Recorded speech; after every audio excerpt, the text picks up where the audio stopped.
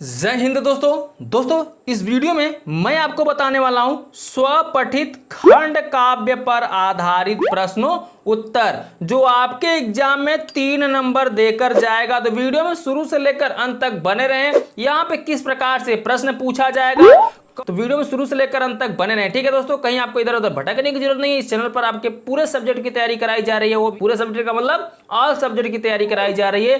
तो जुड़ जाइए, अब सभी सब्जेक्ट को घर बैठे आप तैयारी कर सकते हैं, वो भी फ्री में। देखिए दोस्तों, ये क्वेश्चन नंबर 12 में मैंने आपको बताया स्वपठित खंड काव्य के आधार पर निम्नलिखित प्रश्नों में से किसी एक खंड के प्रश्नों के उत्तर लिखिए। ये प्रश्न नंबर 12 होगा। इसी प्रकार से आपसे पूछा रहेगा। कम से कम 9 खंड काव्य आपके मतलब यूपी बोर्ड में होते हैं। 9 खंड काव्य होते हैं।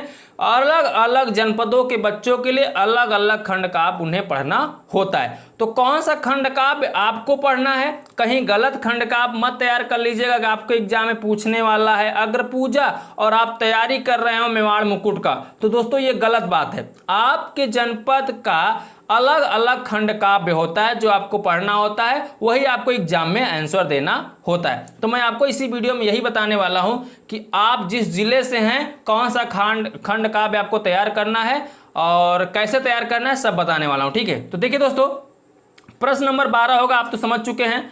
12 के अंतर्गत आपके कुल 9 प्रश्न दिए रहेंगे। कितने प्रश्न दिए रहेंगे? 9 प्रश्न, क्योंकि 9 खंड काव्य हैं तो 9 खंड काव्य दिए रहेंगे। प्रत्येक खंड काव्य के अंतर्गत 2-2 प्रश्न दिया रहेगा। जैसे प्रत्येक खंड काव्य से दूसरा प्रश्न हो गया, दूसरे में पहला, फिर दूसरा, तो जिसमें से आपको सिर्फ एक ही प्रश्न का उत्तर देना होगा। कुल कितना प्रश्न पूछेगा? 9 प्रश्न पूछेगा।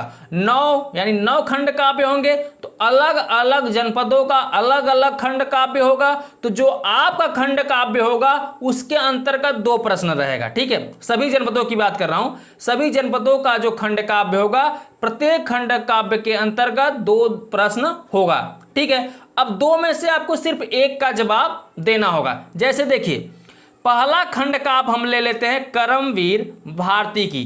तो करमवीर जो भारती है, ये देखिए रायबरेली में, मेरठ, फर्रुखाबाद, पीलीभीत आदि जनपद के जो बच्चे हैं उनको कर्मवीर भारती खंड काव्य पढ़ना है। ठीक है, और दोस्तों मुझे कमेंट में आप एक बात बता दीजिए कि आप किस डिस्ट्रिक्ट से हैं, आप किस जिले से हैं जो आप वीडियो देख रहे हैं। ठीक है, ताकि मुझे भी पता चले कि मेरा वीडियो कितने जिलों तक पहुंच रहा है, कौन से जिले के बच्चे मुझसे पढ़ रहे हैं। ठीक है दोस्तों, तो कमेंट में जरूर बताइएगा अपना नाम और आप किस जिले से हैं। ठीक है, दूसरा आता है दोस्तों मातृभूमि के लिए। अगला खंड काव्य है आपका मातृभूमि के लिए। तो दोस्तों ये जो खंड काव्य है, गोरखपुर के बच्चों को तैयार करना है, मुरादाबाद, शाहजहांपुर, लखीमपुर खीरी, मैनपुरी, मुजफ्फरनगर आदि जिलों के बच्चों को मातृभूमि के लिए यह खंड काव्य तैयार करना है। नेक्स्ट आता है मेवाड़ मुकुट।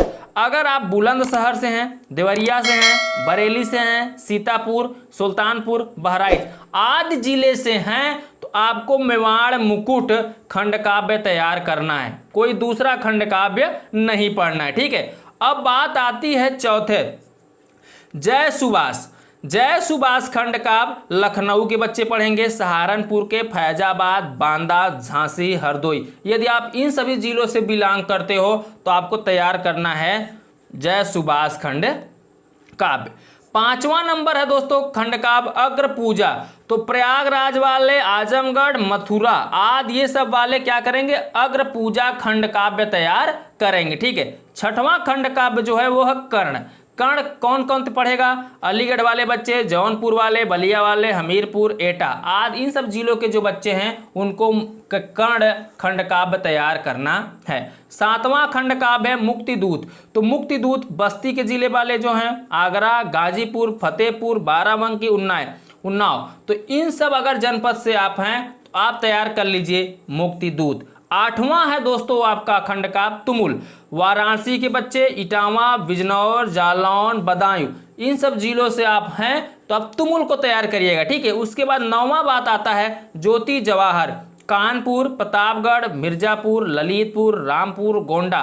यदि आप इन जिलों से हैं तो आप ज्योति जवाहर खंड काव्य को तैयार कर लीजिएगा। ठीक है दोस्तों। और दोस्तों जिन भी जनपदों का नाम इसमें नहीं लिखा गया है वो बच्चे अपने टीचर से यानी स्कूल में जाइए, वहां टीचर से संपर्क करिए कि सर हमें कौन सा खंड काव्य पढ़ना है। ठीक है दोस्तों, क्योंकि देखो यहां पर इतना आसान नहीं होता कि सभी जिलों को एक साथ बता दिया जाए। तो जिन भी जिलों का नाम इस वीडियो में नहीं लिया गया है वो बच्चे जाकर अपने क्लास टीचर, हिंदी के जो टीचर हैं उनसे संपर्क करिए कि सर मुझे कौन सा खंड काव्य तैयार करना है जो हमारे एग्जाम में पूछा जाएगा। ठीक है, तो टीचर से कंफर्म करके आप खंड काव्य को तैयार कर लीजिएगा।